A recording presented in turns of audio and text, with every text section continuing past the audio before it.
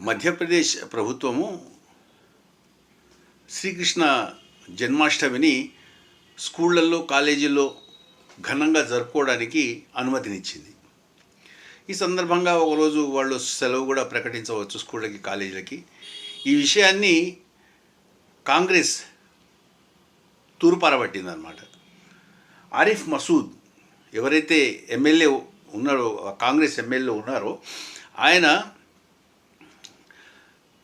పిల్లలకి అనవసరంగా ధార్మికమైన విషయాల్లో ఇంట్రెస్ట్ని కలిగించి వాళ్ళ మనసుల్ని పాడు చేయడము అవుతుంది ఇది.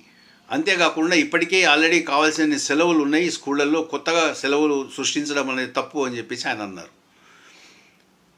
యాదవ్ గారు ఎవరైతే సీఎం ఎంపీ ఉన్నారో వారు దీన్ని అస్సలు ఒప్పుకోలేదు. తొలి గురువు అయిన